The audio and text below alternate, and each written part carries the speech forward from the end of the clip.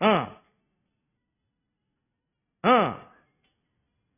చీల్చినట్టు ఏ తర్వాత సింహాన్ని చీల్చిన తర్వాత, ఏ తర్వాత 300 నక్కలను ఒంటి చేత్తో పట్టుకొని ఒక నక్క తోక కట్టేసి ద్వీపం పెట్టి పంపించినప్పుడు, ఏ తర్వాత 1000 మంది ఫిలిష్తీయులను చంపిన తర్వాత, ఇప్పుడు ఇవన్నీ చేసిన తర్వాత కాన్ఫిడెన్షియల్ లెవెల్ ఏం కావాలా? పెరగాలనా తరగాలనా? పెరగాలి. ఇప్పుడు ఈయనేమైపోయినాడు? తర్వాత పెరగలే, ఆత్మీయంగా తరిగిపోయినాడు. ఎందుకు తరిగిపోయినాడు? ఏంటి? 14వ అధ్యాయం మొదటి వచనంలో, 16వ అధ్యాయం మొదటి వచనంలో, 16వ అధ్యాయం 4వ వచనంలో అటు పిమ్మట ఆ తరువాత ఏం జరిగిందంటే, ఆత్మీయంగా ఉన్నతమైన స్థానంలో ఉండవలసిన ఈ యవనస్తుడు ఇంత బలాఢ్యుడు, కాన్ఫిడెన్షియల్ లెవెల్ పెరగాలి, ఇంక్రీజ్ కావాలని డిక్రీజ్ అయిపోయినాడు. అంత శక్తి సామర్థ్యం కలిగిన వాడు. దెలీలా ఆయనను ప్రేమిస్తుంది అనుకున్నాడు. చాలా గమనించాలి. ప్రేమ వర్సెస్ మోహము.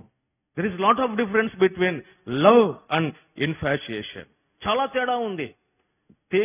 దెలీలా ఆయనను ప్రేమిస్తుంది అనుకుంటున్నాడు, కానీ అది ఒక వ్యామోహం, ఒక మోహము అని తర్వాత తెలుసుకున్నాడు.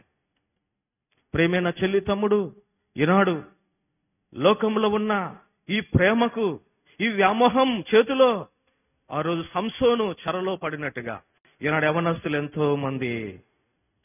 ఎంతో మంది వాని చెరలో పడిపోయినారు. ఆ కారణాన్ని బట్టి సంసోను వాళ్ళ తల్లిదండ్రులు ఎంతగా ఏడ్చి ఉంటారో ఒకసారి గుర్తు చేసుకో.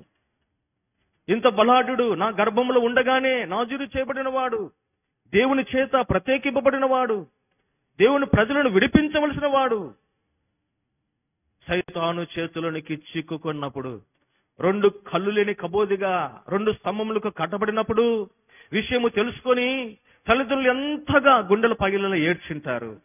కారణం, దేవుని చేతిలో బలమైన బాణముగా వాడబడవలసిన సంసోను సైతాను చెరలోనికి వెళ్ళిపోయినాడు. వ్యామోహముకు లోనైపోయినాడు. ఈనాడు ఎంతమంది యవన జనాంగము తల్లిదండ్రుల మాట వినుకోకుండా, తల్లిదండ్రులు వారి భవిష్యత్తును కోరి ప్రార్థన పూర్వకంగా ఏదో చేయాలనుకుంటే, వద్దు, నీకు చదువు లేదు, నీకేమీ తెలియదు అని తల్లిదండ్రులను ఎదిరించి వ్యామోహముకు లోనైపోయి చెడిపోయిన లోకంలో పాడైన ప్రజల సమూహంలో ఒకరిగా చేరి తమ జీవితములను తమ చేతుల ద్వారా ఎంతగానో ఆ భవిష్యత్